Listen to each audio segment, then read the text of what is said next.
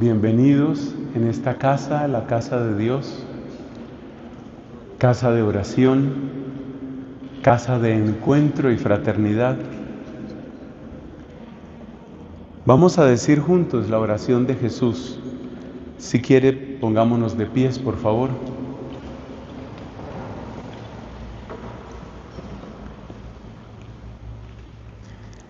Los que se sepan esta versión cantada, me acompañan. Padre nuestro del cielo, manifiesta la gloria de tu nombre, ven a reinar. Haz tu voluntad en la tierra como se hace en el cielo. Danos ya nuestro verdadero pan. Concédenos la paz contigo, como la hemos concedido a quien nos debe algo. No haya poder de la tentación sobre nosotros, mas líbranos tú del espíritu malo. En el nombre del Padre, y del Hijo, y del Espíritu Santo. Amén. Pueden sentarse, hermanos queridos.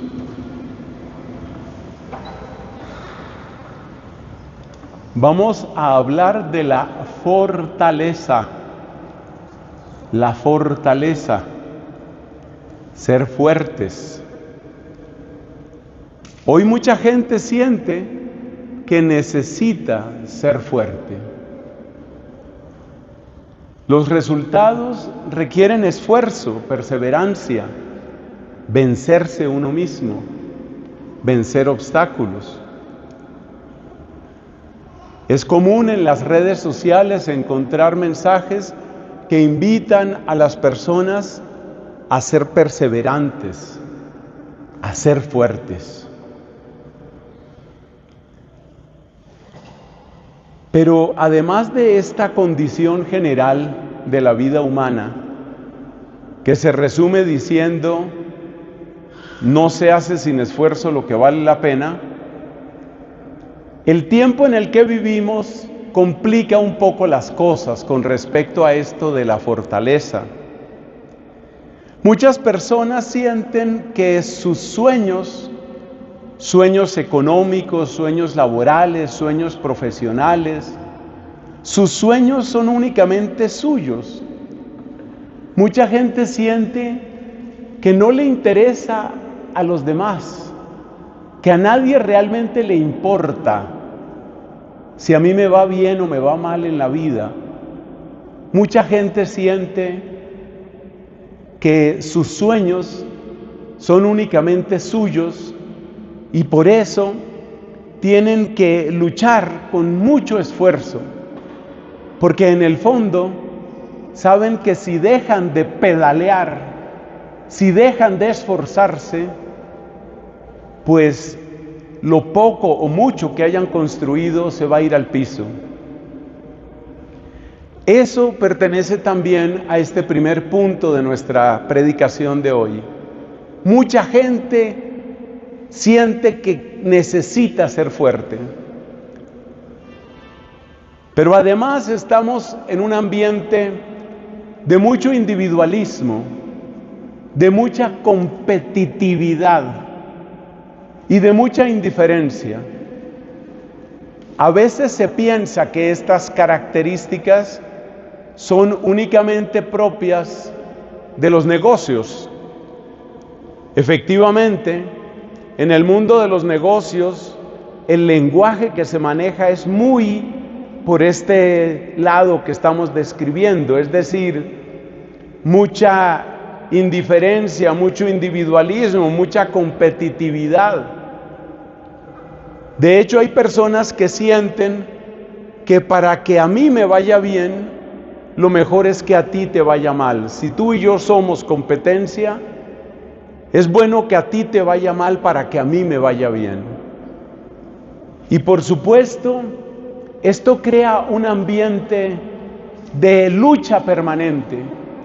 Y si hay una lucha, si hay un esfuerzo permanente, entonces hay que ser fuerte.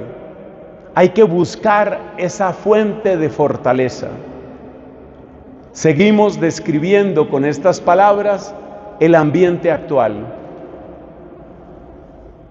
Ya nos podemos imaginar que ese ambiente también va produciendo una especie de desgaste, de frustración y a veces de auténtica desesperanza. Normalmente la gente describe ese sentimiento con esta frase: no soy suficiente. Lo que se espera de mí en este negocio no lo voy a alcanzar. Lo que mi familia espera de mí en mis estudios no lo voy a lograr. Afectivamente también sucede esto. No soy suficientemente atractivo. No soy suficientemente bella, no soy suficientemente sexy. Y por eso, también en el campo físico y en el campo afectivo, se da un ambiente de individualismo y de competitividad que a veces conduce a las personas a una sensación de frustración, de baja autoestima. Porque hay cosas que no se pueden solucionar tan fácilmente. Si la estatura ideal de la modelo ideal está arriba de 1,70 m, y si la persona nació con 1,59 m, pues no va a estar tan fácil llegar a esa estatura ideal. Y esto va produciendo conflictos interiores, sensaciones de frustración, que se resumen, como ya dije en aquella frase: no soy suficiente.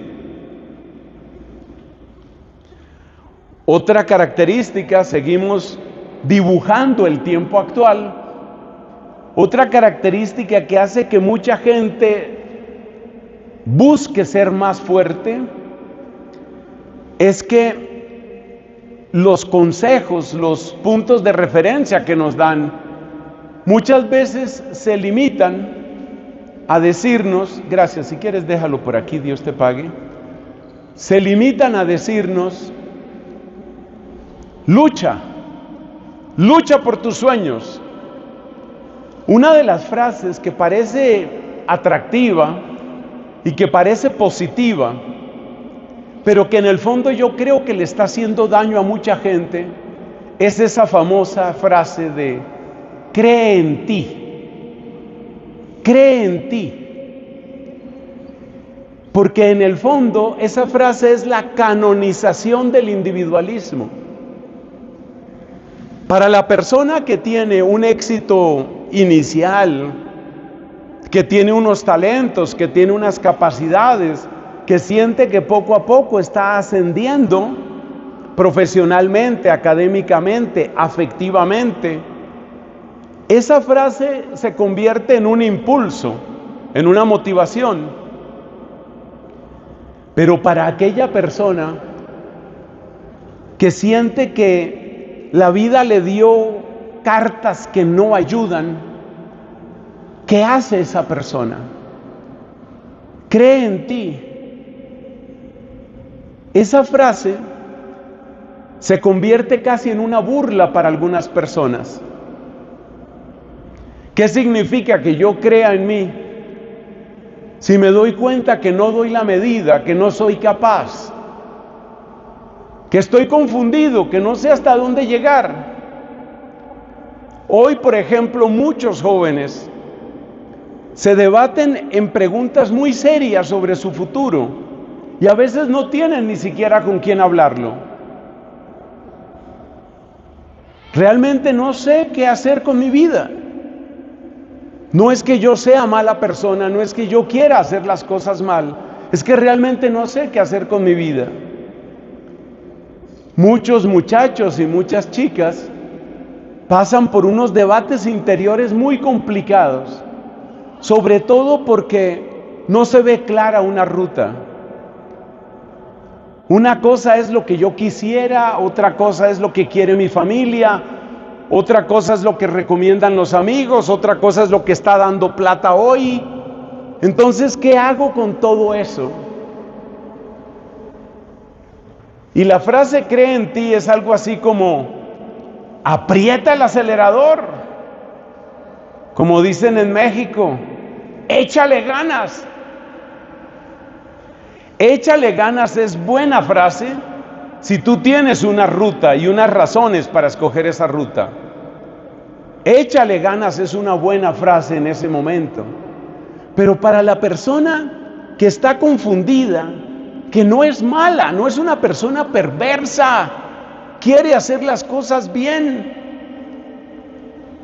Pero ¿qué tengo que hacer? Me meto de emprendedor, me empleo en una empresa, hago un estudio, tengo que estudiar lo que dé plata así no me guste.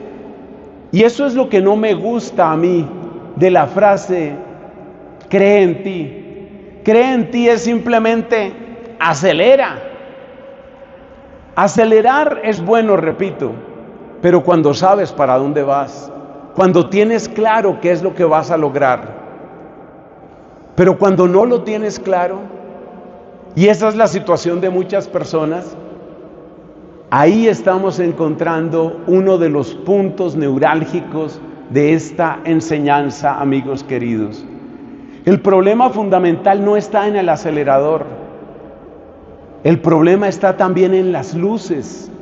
Si seguimos con la comparación con un carro, con un vehículo, si las luces están apagadas, si la noche es oscura, y alguien te dice: acelera, hermano, es que si no acelera no llega. Pero no llego ¿a dónde? Esa es una gran dificultad que están experimentando muchas personas. Y una gran dificultad que toca muchas áreas de su vida.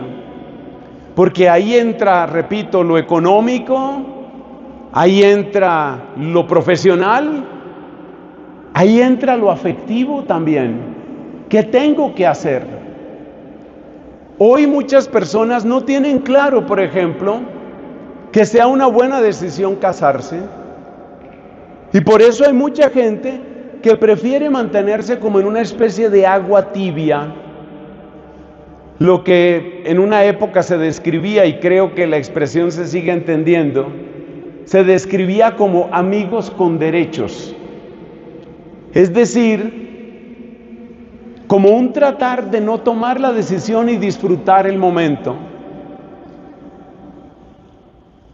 Nos tratamos con cariño, muchas veces la gente llega a la intimidad sexual y parece que estamos como sobreviviendo.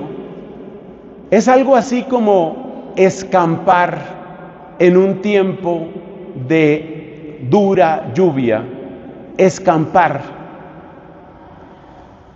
Pero escampar no resuelve las cosas. Y hay personas que empiezan a sentir poco a poco, y con esto terminamos la primera parte de esta enseñanza. Hay personas que empiezan a sentir que están rebotando entre dos extremos. Un extremo es: tengo que ser duro, que todo me importe poco. De ahí la popularidad actualmente de la filosofía estoica. Autores como Epicteto, como Séneca, como Zenón de Sitio, como el emperador Marco Aurelio. Esos son 4 autores estoicos muy famosos. Esos autores, a mí por lo menos, cada rato me salen en mis redes sociales. Y hay mucha gente que está en esa tónica de lo que necesitamos es estoicismo. Hagamos una brevísima explicación sobre qué propone la doctrina estoica. La doctrina estoica lo que propone es que tú aprendas a controlar tu mundo interior, porque el mundo exterior no lo vas a poder manejar. Como quien dice, el principio fundamental del estoicismo es: tú puedes trabajar en la manera como reaccionas. Deja de estar sufriendo, llorando o quejándote porque el mundo es injusto. Ocúpate de cómo reaccionas tú y busca que tu reacción sea según razón, según lógica. En la medida en que tú tienes mayor control sobre tu mundo interior, tus emociones, y eres más lógico y eres más dueño de ti y por consiguiente esperas menos del mundo, pues entonces logras mantenerte en tus propósitos y de hecho eres más fuerte. El estoicismo está ganando popularidad como una propuesta de fortaleza. Pero el estoicismo tiene varios problemas. Y por eso en el subtítulo que le pusimos a esta predicación decíamos: ni estoicos ni de cristal. Hay una auténtica propuesta de fortaleza desde nuestra fe cristiana. Ni estoicos ni de cristal. ¿Cuál es el problema del estoicismo? El estoicismo tiene tres problemas muy graves si lo miramos desde la perspectiva de la fe cristiana. Primero, la persona estoica en el fondo está aprobando, está aplaudiendo y está favoreciendo el individualismo. Si tú te hundes porque no supiste jugar tus cartas en la vida, mal por ti, pero yo no me voy a hundir contigo. Entonces el estoicismo fomenta el espíritu individualista y este es un problema realmente serio, porque resulta que, aquí viene el segundo problema, la mayor parte de nosotros, a lo menos en las situaciones críticas de la vida, necesitamos redes de apoyo. Y las redes de apoyo no se construyen simplemente con pensamientos inteligentes. Las redes de apoyo requieren manos tendidas, sentimientos de compasión, solidaridad, gastarle tiempo a aquel que quizás no me va a retornar el favor. Cristo habla directamente en contra del pensamiento estoico cuando dice: si ustedes invitan a los que los pueden invitar a ustedes, ¿qué gracia tiene eso? Si ustedes le prestan dinero a los que les pueden después prestar dinero a ustedes, ¿qué gracia tiene eso? Es decir, que Cristo nos invita a gastarle tiempo, a darle amor, a darle atención, a darle escucha a personas que tal vez nunca nos van a poder devolver las cosas. Y eso significa misericordia. Y eso significa compasión. Y de esa materia se tejen las redes de apoyo. Nosotros tenemos en Familia Espiritual el caso de algunas personas, y lo puedo decir en público porque lo han dicho en público, personas que ya no estarían en esta tierra, es decir, se hubieran quitado la vida. Pero no se la han quitado y están creciendo y están aprendiendo a servir y están de hecho sirviendo porque hubo redes de apoyo, porque hubo gente que les gastó tiempo, porque hubo gente que les dio amor. El estoicismo no conoce esa clase de compasión. El estoicismo lo máximo que te da a ti es un buen consejo, pero si tú estás destruida por dentro, si tú estás hecho pedazos por dentro y no tienes ni siquiera cómo aplicar un buen consejo, el estoicismo no tiene nada más que hacer por ti. Entonces el problema estoico está en el individualismo, número uno, está en la falta de compasión, número dos, y hay un tercer elemento que es muy delicado, y es que una gran parte de los estoicos se manifestaron abiertamente a favor de ser dueños de la propia vida, o sea, quitarse la vida. Y muchos de ellos llegaron a ese punto. Eso incluye un personaje tan famoso como el filósofo Séneca. Séneca, que tuvo su época de gloria allá en el Imperio Romano, pues también tuvo después un tiempo en el que cayó en desgracia, y cuando él vio que las cosas se venían en contra de él, tomó la decisión definitiva de acabar con su vida. Entonces, ¿hay cosas que nosotros podemos aprender del estoicismo? Sí. Pero nosotros como cristianos, ¿tenemos una palabra mejor? La respuesta es sí. Nosotros tenemos una palabra mejor. Es buena idea lo que dice el pensamiento estoico. Es buena idea de que uno no debe concentrarse en el mundo exterior sufriendo y pujando y llorando porque las cosas no cambian. Es buena idea que no seamos esclavos del mundo exterior. Esa parte es buena. Pero que nosotros nos concentremos simplemente cada uno en lo suyo, con las consecuencias que ya he dicho de individualismo y de falta de misericordia y finalmente de abandono de la gente a la hora de la muerte, en eso no podemos estar de acuerdo. Entonces la gente hoy está moviéndose entre dos extremos. Un extremo es el extremo estoico: me voy a volver duro, me voy a volver dura. Nadie va a poder conmigo, a mí no me aplasta nadie, nadie me va a volver a aplastar. Usualmente estas decisiones las toman personas que han pasado por malas experiencias, que han pasado por el sufrimiento. A mí nadie me vuelve a aplastar, nadie se va a volver a aprovechar de mí. Como cristiano, yo no te digo que te dejes aplastar de nadie, pero el hecho de que tú exijas lo que es correcto y que tú luches por lo que es justo, no significa que vuelvas tu corazón de piedra.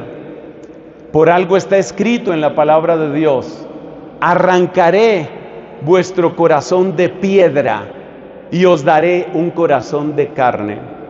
Bueno, ahí terminamos la primera parte de esta enseñanza, que es un poco el panorama actual. Un panorama que termina en esa especie de bandazos, en esa especie de rebote entre la indiferencia estoica y, ¿qué es lo contrario?, la fragilidad del cristal. Y hay personas que sienten que el lunes tienen fortaleza y no me importa nada y yo lucharé por lo mío y mundo, prepárate porque allá voy. Ese es el lunes. Pero el martes siento que cualquiera me puede aplastar, siento que no valgo nada, siento que nada tiene sentido y estoy considerando seriamente acabar con mi vida. Pero el miércoles otra vez soy victorioso y el jueves otra vez soy un gusano. No se puede vivir así. Entonces hagámonos dos preguntas que son las que siguen en esta enseñanza. La primera pregunta es: ¿qué es ser fuerte? Y sobre todo darnos cuenta de que la sola fortaleza no es suficiente. Y la segunda pregunta es: ¿qué podemos hacer para crecer en fortaleza? Bueno, ¿qué es ser fuerte? La fortaleza consiste, según enseñan los grandes filósofos y teólogos, entre los cuales contamos, por ejemplo, a Santo Tomás de Aquino, como de costumbre.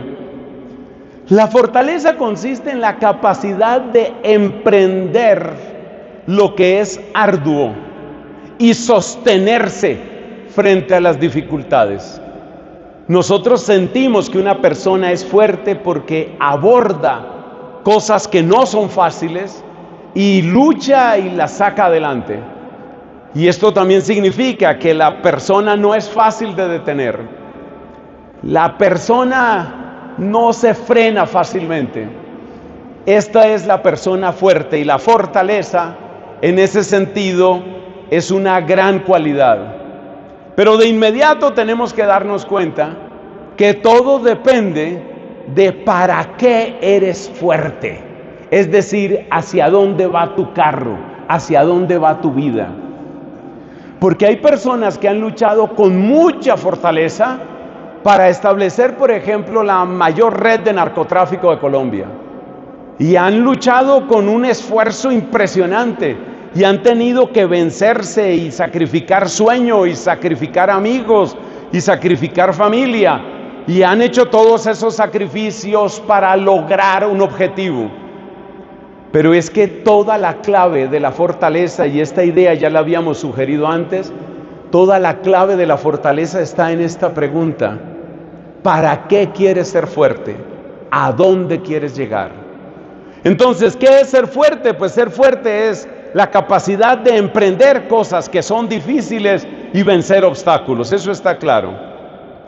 Otro elemento que debemos tener claro con respecto a la fortaleza es que hay una fortaleza en el orden natural y es lo que llamamos la fortaleza como virtud.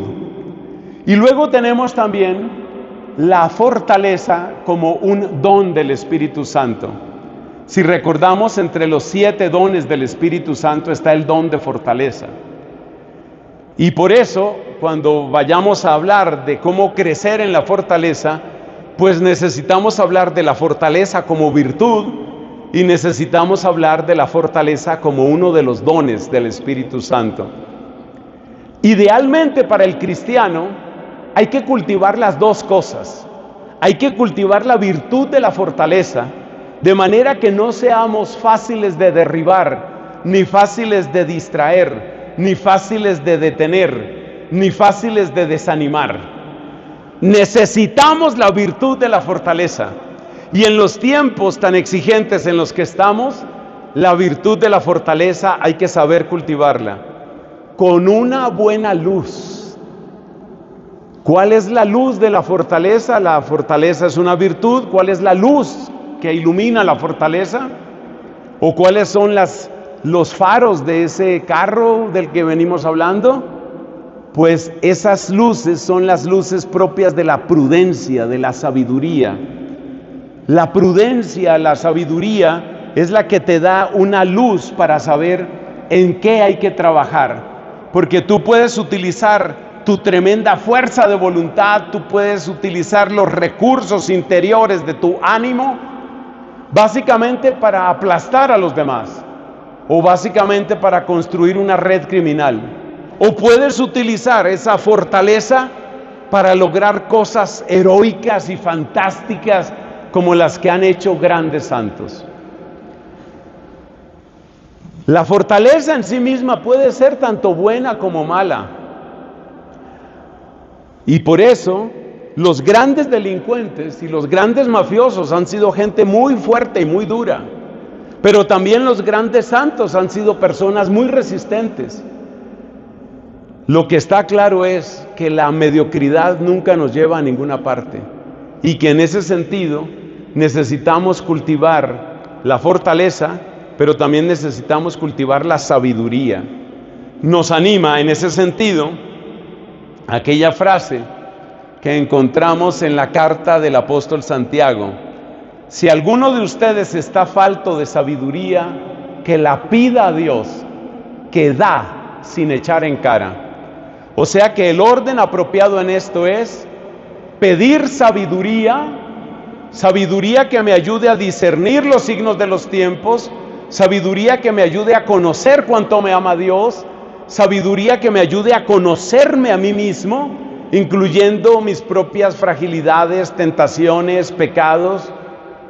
Pedir sabiduría, buscar la luz de la sabiduría, y a la luz de ese conocimiento que es del que nos habla Santa Catalina, conocimiento de sí mismo en Dios y de Dios en sí mismo, a la luz de ese conocimiento, entonces ahí sí metamos el acelerador. Ahora sí sé para dónde va mi vida. Y la gran alegría de saber para dónde va la vida y de meter el acelerador es sentir libertad. Porque la libertad, esta frase me la han oído muchas veces, la libertad no consiste en hacer lo que se me dé la gana. A ver si por favor dejamos para siempre enterrada esa frase que ha hecho tanto daño. Las personas que piensan que la libertad es hacer lo que se les dé la gana, son personas que en el fondo nunca saben quién les está manejando las ganas. Y no se te olvide que hoy hay toda una ciencia del manejo de las ganas. Manejo de las ganas significa que tú te vistas de tal manera, que tú hables de tal manera, que tú gastes tu dinero de tal manera, que tú tengas tales costumbres sexuales y así en todo. Entonces nos queda claro qué es la fortaleza. La fortaleza es una capacidad de abordar, de emprender lo que es arduo, lo que es difícil y de sostenerse aún cuando se presenten obstáculos y dificultades. Pasemos a la tercera y última parte de esta enseñanza. Vamos a hablar sobre cómo se cultiva la fortaleza. Y tratamos de ser, con la ayuda del Señor, tratamos de ser lo más concretos posible, porque si tú haces el ejercicio de la sabiduría, del discernimiento, si tú haces ese ejercicio, y si luego metes el acelerador donde es y cultivas la fortaleza, tú te conviertes en un hombre que hace una diferencia, tú te conviertes en una mujer que hace una diferencia. Y ese es el tipo de gente que necesitamos hoy. En la sociedad tenemos demasiada gente dispuesta a acusar a otros, dispuesta a quejarse, dispuesta a culpabilizar. Necesitamos hombres fuertes, mujeres fuertes, fuertes con la sabiduría de Dios, que sepan empeñarse en lo que vale la pena y sepan marcar una diferencia positiva. Entonces, hablemos de cómo se cultiva la fortaleza. Y en esto, pues obviamente hay que hablar de cómo se cultiva la virtud de la fortaleza y cómo se busca, cómo se abre camino al don del Espíritu Santo. Nosotros no podemos construir el don del Espíritu Santo en nosotros, pero ya veremos que sí podemos disponernos para recibir ese don y para ponerlo a trabajar. Entonces son básicamente 7 consejos sobre la virtud y otros 7 consejos sobre el don. Varias personas están tomando sus apuntes y eso me parece magnífico, y además lo que me sirve aquí de guía, pues lo vamos a poner también en el chat de Familia Espiritual y también en mis redes sociales, en un archivo PDF. Entonces, ¿cómo se cultiva la fortaleza? La idea fundamental aquí es entrenamiento. Piensa en un músculo. El músculo hay que ponerlo a trabajar. Toda persona que vaya a gimnasio sabe de qué estamos hablando. Toda persona que cultive un deporte sabe de qué estamos hablando. Entonces, la idea fundamental es que para crecer en la fortaleza vas a necesitar entrenamiento. ¿Y entrenamiento qué significa? Segundo consejo, hay que crear hábitos. Para entender muy bien lo que son los hábitos, contrastemos con algunas de las tonterías que muchos de nosotros hemos hecho. Tonterías como, por ejemplo, el autocastigo. Tú te das cuenta de que eres una persona mediocre, que has perdido mucho tiempo en la vida, que no logras tus metas, que eres una decepción para tu familia. Y entonces tú entras en un ejercicio, el ejercicio tonto del autocastigo. Entonces tú te encierras diciendo, soy un fracaso, yo no sirvo como odontólogo, o no sirvo como piloto, o no sirvo como militar, o no sirvo como sacerdote, no serví como mamá, soy un fracaso como mamá, soy un fracaso como hija, soy un fracaso como novio. Ese es un ejercicio tonto y estéril. Encerrarnos en el autocastigo es tonto. Por supuesto, también es tonto negar los errores que uno ha cometido. Si yo he sido mal amigo y por ser mal amigo he perdido gente valiosa, no vale nada que yo niegue que he sido un mal amigo.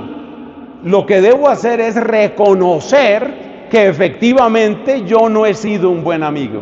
Lo importante es que yo no me voy a quedar en ese solo reconocimiento o en esa sola acusación.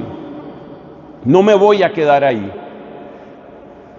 Cuando una persona reconoce aquello en lo que se ha equivocado, pero no se queda ahí, ahí empieza a construir los verdaderos hábitos.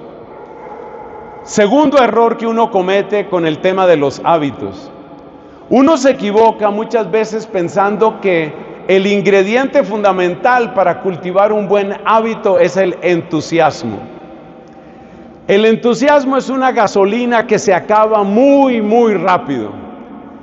¿Cuántas veces tenemos personas que dicen, bueno, este es el año en que sí voy a dominar el inglés? Este es el año en el que sí voy a aprender a tocar guitarra. Este es el año en el que por fin me voy a quitar esos 15 kilos que el médico me ha dicho toda la vida. Y entonces empezamos, pero empezamos con solo entusiasmo. Punto importantísimo. El entusiasmo sirve, pero el entusiasmo es una gasolina que dura muy poco. No hay que rechazar el entusiasmo. Que tú tengas ganas por fin de hacer tu curso serio de francés, que siempre has querido aprenderlo, magnífico. Que tú quieres hacer esa certificación de Google que te va a servir para tu carrera, magnífico. Y que tienes ganas de hacerlo y tienes entusiasmo, magnífico. Lo que te quiero decir es, no te fíes del solo entusiasmo. Dicho de otra manera, si vas a cultivar hábitos, prepárate para el desánimo. Prepárate para el momento en el que no tengas ganas. Y parece que es un pensamiento pesimista ese.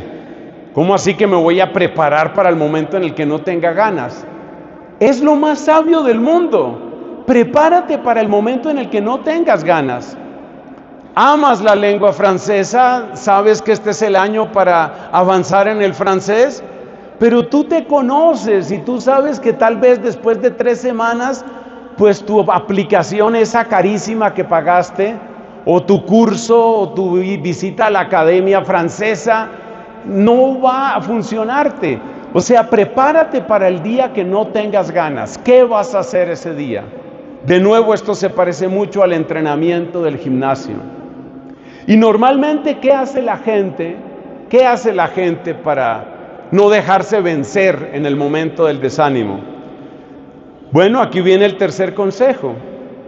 Ayudan los grupos, ayudan los clubes, ayuda en términos cristianos, y este término lo han oído ustedes muchas veces aquí, ayuda la comunidad. Por ejemplo, así como hablamos de aprender francés o tocar guitarra, hablemos de la oración. Muchos de nosotros hemos sido y probablemente somos bastante mediocres en la oración. Si tú empiezas a hacer el propósito de asistir a una comunidad, como muchos de ustedes están asistiendo con fidelidad, con perseverancia, familia espiritual, si tú haces este propósito, el estar con otras personas ayuda mucho. Trabajar uno solo, solito, solo, en un proyecto que tal vez no le importa a nadie más y que si lo dejo de hacer tampoco le importa a nadie, requiere como tanta fortaleza interior que muchos simplemente no la tenemos. Ayúdate con la comunidad, esa es la tercera recomendación. Ayúdate con la comunidad. Nosotros insistimos mucho en familia espiritual, insistimos mucho en el tema de los ministerios. Y una palabra que decimos mucho es, un ministerio es como una pequeña comunidad. Y las responsabilidades que tú vas teniendo en tu ministerio, esas pequeñas o grandes responsabilidades, le van dando un sentido a tu esfuerzo. Y cada vez tu vida cristiana va cambiando. Esa es una manera de ayudarse. Las personas que han estado encadenadas a vicios también nos han enseñado la importancia que tiene la comunidad. Tal vez la más famosa asociación de personas que se ayudan mutuamente son los alcohólicos anónimos. Estas personas, al encontrarse con otros que están en la misma condición, pues muchas veces reciben una gran fortaleza, porque el solo hecho de estar con otras personas que han vencido la adicción, que son conscientes, atención, siguen siendo conscientes de su debilidad, pero con su debilidad y todo, están luchando, como dicen ellos, cada 24 horas. Por 24 horas no lo voy a hacer, voy a estar sobrio estas 24 horas. Eso ayuda muchísimo. Y eso se requiere para la fortaleza. Además te tengo una buena noticia. Y es que en la medida en que tú empiezas a cultivar un buen hábito, el siguiente buen hábito te resulta menos difícil, porque el entrenamiento, el músculo que tú le estás dando a tu voluntad, es un músculo que luego lo puedes aplicar a otras cosas.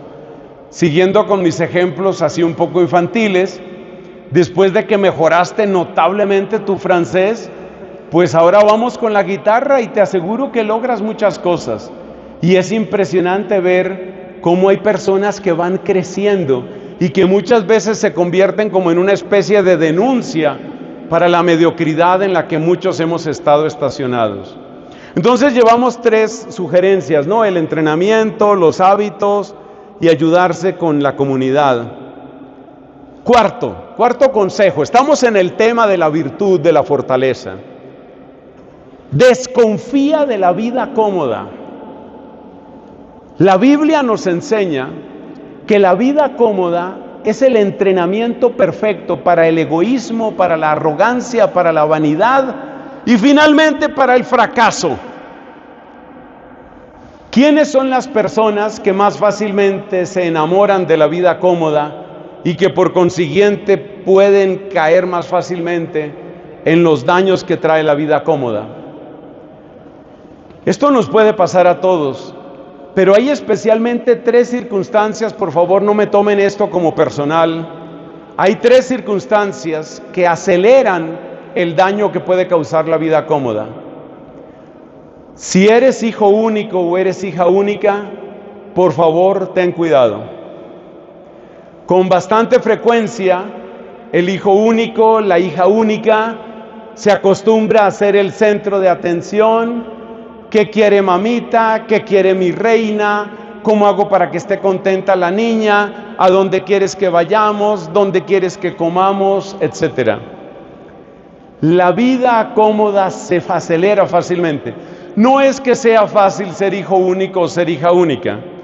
La inmensa mayoría de los hijos únicos o hijas únicas que yo conozco son personas que, de hecho, cuando uno habla en confianza dicen: yo quisiera tener o haber tenido un hermanito, una hermanita, aunque sea para pelear, pero hubiera querido tener un hermano, una hermana. Entonces, cuidado con eso. Segundo, una posición económica desahogada. Yo sé que todo el mundo dice que el dinero no le alcanza, todo el mundo lo dice. Pero la verdad es que cuando hay mucha comodidad económica, muy fácilmente nos acostumbramos a muy poco esfuerzo, porque una cosa es construir y otra cosa es mantener. Y la persona que ya tiene una muy buena posición económica se acostumbra únicamente a mantener lo que ya tiene. Entonces, cuidado con eso, porque esa comodidad que viene de una vida con buenos ingresos suele hacer mucho daño. Esto también aparece en la Biblia, ya lo he dicho. El ejemplo más notable es el del hijo heredero de Salomón. Salomón fue un hombre que amasó una tremenda riqueza, en buena parte sometiendo al pueblo a unos impuestos brutales. El hijo de Salomón, que no era hijo único, pero como si lo fuera, que se llamaba Roboam, fue un niñito consentido que no entendía del sufrimiento de otras personas, que no entendía que las cosas en la vida cuestan. Y esa persona que no está acostumbrada a exigirse, suele ser exigente para otros, porque todo el mundo tiene que darme lo que yo quiero. Mi familia o mi clase social me han acostumbrado a eso. Cuidado con la vida cómoda, la vida perezosa. El tercer elemento que agrava la comodidad o que se agrava en la vida cómoda es la desconexión con el sufrimiento. A mí me llamó la atención desde el día en que el Papa Francisco instauró lo que él llama la Jornada Mundial de los Pobres, que se celebra en noviembre. Me llama mucho la atención que el Papa Francisco decía: no es un día para ayudar a los pobres simplemente, como el que hace una consignación, una transferencia de dinero o da una limosna. es un día para estar, para compartir, para escuchar, para entrar en relación con la persona que sufre. Ese contacto con la persona que sufre cambia muchas cosas en nosotros. Sobre todo muchas veces nos hace ver que muchos de nosotros hemos sido unos grandes privilegiados y muy posiblemente unos grandes egoístas. Entonces, ¿cuáles son los 3 factores que potencialmente aceleran el tema de la comodidad? El ser hijo único o ser de una familia con muy poquitas personas. Segundo, mucho dinero, mucha seguridad económica por todas partes, cuidado con eso. Tercero, la desconexión con el que sufre. Yo quiero aquí expresar mi admiración y mi agradecimiento en familia espiritual a muchos que nos han educado y nos dan ejemplo y testimonio, especialmente a través de las jornadas de la misericordia. Esas jornadas de la misericordia, las que siempre están invitados todos los que vienen a las asambleas, son una cosa maravillosa, porque es precisamente lo que quiere el Papa, que estemos en contacto con estas personas, que gastemos tiempo con estas personas. Quinto consejo: si quieres crecer en la fortaleza, ponte metas. Esto lo dice todo el mundo. En el ciclismo existe una cosa que se llaman metas volantes. Las metas volantes son importantes. No te propongas únicamente, yo quiero ser un gran ingeniero del laboratorio de física nuclear de Suiza. Antes de llegar allá, ponte unas metas volantes. Ve registrando tu avance. Sé exigente contigo mismo. No es solamente, que ya lo vamos a mencionar, tener un entrenamiento externo, sino también se necesita que tú mismo, que tú misma te exijas. ¿En qué estoy realmente avanzando?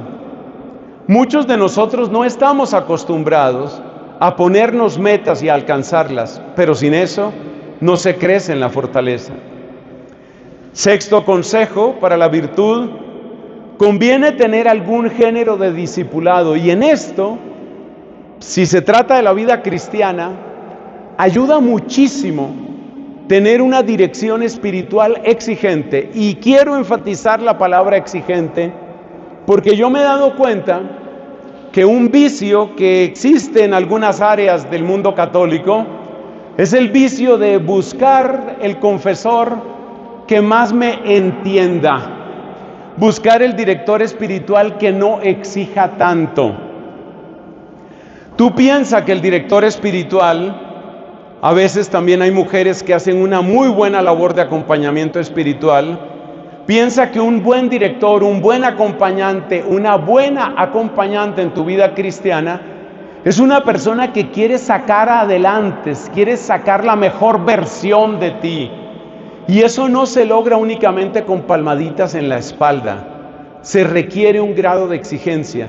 Y estoy seguro que si tú fueras a un gimnasio y te encuentras en el gimnasio que el primer día te dicen: mire, aquí queda la cafetería, aquí tenemos la sección de papas fritas y helados, aquí hay una zona de descanso y aquí tenemos las pantallas de televisión, disfrute su gimnasio, por favor. Tú sales volando de ese gimnasio, tú dices: este no es el lugar para mí. Pues en el cultivo de la fortaleza necesitamos cierto grado de exigencia. Es un tema delicado porque la exigencia no significa reemplazar tu conciencia. No es que tu director espiritual va a reemplazar tu voluntad o tu conciencia, pero tener una cierta exigencia, que es un poco también lo que nosotros queremos en familia espiritual. Yo siempre hago mis propagandas, ¿no? Es lo que nosotros queremos en nuestros ministerios. Nosotros queremos que cada ministerio sea una escuela de crecimiento. La última recomendación en términos de virtud es: no se te olvide que lo que no se evalúa no mejora. En algunos retiros, ya me han escuchado varios de ustedes, en algunos retiros de comunidad, retiros SOA, a veces hacemos esta pregunta: ¿qué ha mejorado en tu vida entre el año pasado y este año. Por ejemplo, esta predicación está en abril de 2025. ¿Eres una mejor persona en abril de 2025 de lo que eras en abril de 2024? O hablemos en términos de evangelización, que siempre nos interesa tanto. ¿Qué rostros, qué nombres, qué personas han sabido de Cristo a través de ti en el último año? Y a veces es muy triste, para algunas personas es muy triste decir, no puedo recordar ni un solo nombre. No recuerdo una sola persona a la que yo haya acercado a Cristo durante este año. Entonces lo que no se evalúa no mejora. Y por eso necesitamos los exámenes de conciencia, necesitamos la confesión con cierta regularidad, necesitamos los buenos retiros espirituales. Pasemos a la última parte sobre cómo prepararnos para el don de fortaleza, don del Espíritu Santo. Lo primero es, no se te olvide la parte de la virtud. Es decir, que todo el trabajo que antes hemos mencionado sobre la virtud, en el fondo ya es una preparación para el don del Espíritu Santo. Segundo, ¿cómo estamos de santos amigos? Esto también me lo han oído muchas veces. ¿Cuáles son tus santos amigos? Los míos ustedes los conocen porque los vivo mencionando. Además de la gente de la Biblia, San José, la Virgen, San Juan Bautista, San Pablo, pues obviamente mis santos amigos ustedes los conocen, Santa Catalina, Santo Tomás de Aquino. Yo tengo mis santos amigos. Hace poco tuvimos una celebración, ustedes fueron muy amorosos conmigo, gracias. Estábamos celebrando 40 años de amistad entre Santa Catalina y este servidor. Y el bien que me ha hecho Santa Catalina, yo no tendré con qué pagarlo en la eternidad. ¿Cuáles son tus santos, tus santas amigas? Si no tienes santos amigos, estás haciendo más difícil tu vida. Yo veo, por ejemplo, que a algunos de mis amigos les encanta la bicicleta y madrugan y todos suben a patios y bajan de patios y hacen maravillas y hacen recorridos. Bueno, ahora vamos a la montaña y ahora recorrido 80 kilómetros. Gente impresionante, felicitaciones. Pero van acompañados. Y casi siempre van acompañados por gente que llamamos gente dura. Acompáñate de los santos. Si yo te digo santos amigos, ¿te vienen a la cabeza 3, 4 nombres o ninguno? Pero gente con la que tú sientas una relación, una conexión. A veces uno mismo no entiende, pero es que los amigos no son para entenderlos solamente. Cuando empezó la relación con Catalina de Siena, en mi caso, el 21 de marzo de 1985, yo jamás podía imaginarme todo el bien que me esperaba a través de esa puerta que se estaba abriendo. Entonces hay que cultivar amistad con los santos, que tú los sientas compatibles, que los sientas cercanos. Tercero, hay que llevar una vida sacramental. Mira, la sola presencia de la Eucaristía, la presencia en el sagrario, la confesión, eso tiene fuerza, eso tiene poder. Hoy estaba en una dirección espiritual con una religiosa y me pareció lindísimo. Ella vive en otra ciudad y me pareció lindísimo que ella me contaba de una confesión que hizo en esta cuaresma. Y me decía, esta mujer me decía, yo no sé qué fue lo que Dios hizo, pero yo salí de esa confesión y yo era otra. Mira, eso hay que vivirlo, hay que saber lo que es una confesión que lo cambia a uno por dentro. No todas las confesiones producen un efecto tan sensible, pero lleva una vida sacramental. Por supuesto, vivir en gracia de Dios es parte de ese tercer consejo. Cuarto consejo para el don del Espíritu Santo. Tenemos que pedirle a Dios sabiduría divina para darnos cuenta de los peligros que nos amenazan y también para mantener libre nuestra conciencia. Mire, yo pienso, ustedes saben que siempre menciono a nuestros jóvenes, los amo cordialmente, algunos me quieren, otros me quieren menos. Yo siempre hablo de nuestros queridos jóvenes y yo pienso todas las voces que les llegan a los jóvenes, Cada vez hay más voces que les llegan a los jóvenes y el principal propósito de esas voces es normalizar cosas en tu vida, que tú vuelvas normal cualquier relación homosexual, heterosexual, trío, cualquier barbaridad. Todo es normal drogarse, es normal suicidarse, es normal estar ebrio todas las semanas. Entonces todas esas voces te mantienen aturdido y hacen que tu carro no sepa para dónde ir. Y si después de todas esas voces te dicen, cree en ti mismo, ¿de qué sirve que me digan cree en ti mismo si no tengo ni idea de para qué es la vida? Si la vida es para drogarse hasta que el fentanilo me acabe, o para qué es la vida. No tengo ni idea para qué es la vida. Entonces hay que pedir sabiduría divina para mantener el corazón limpio y libre. Quinto consejo, hay que buscar el fervor. Mira, no te contentes con ser simplemente un creyente. Pídele a Dios que ardas en amor divino. Pídele a Dios ardor. Cristo no nos dijo, ¿saben qué? Sean buena gente, sean gente decente, por favor. Ese decente lo utilizan ahora mucho en inglés, ¿no? Be a decent person. Be a decent person. Mira, Cristo no nos llamó simplemente para que fuéramos decent people. No se trata solamente de ser buena gente, ser decentes.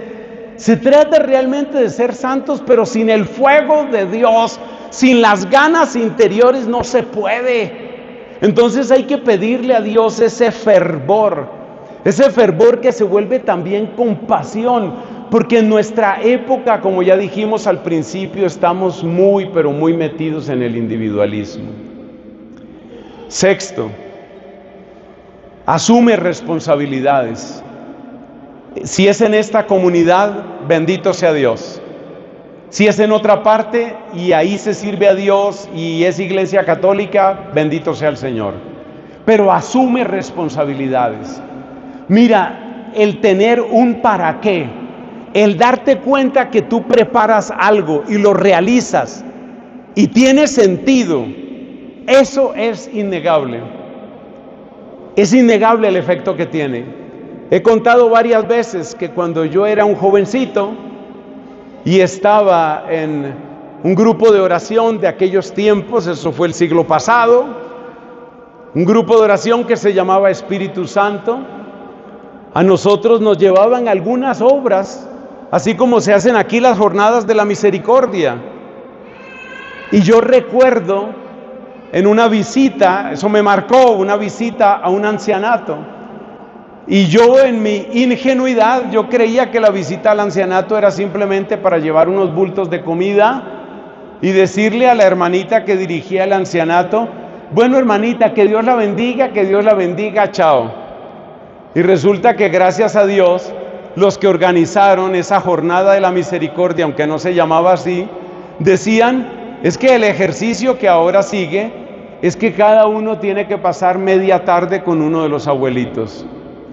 Lo mejor que han podido hacer. Lo primero que me impactó con el abuelito con el que yo tenía que estar era que había un severo olor a amoníaco en esa habitación. Pero el pasar esa media tarde fue importantísimo para mí. Y fue importantísimo, entre otras cosas, y esto es lo que quedó grabado en mi corazón, mucho más que el tema del amoníaco.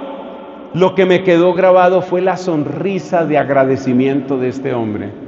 Imagínate qué podía dar yo. Yo era un muchachito de 18 años, 19 años. ¿Qué doctrina ni qué nada? Yo lo que podía dar era mi presencia, mi conversación. Pero este hombre se despidió como si yo le hubiera dado el regalo más grande del mundo. Eso lo cambia a uno. Eso le da sentido a la vida. Eso ayuda incluso a vencer la depresión, nos dice el Papa Francisco en su carta sobre el gozo del Evangelio.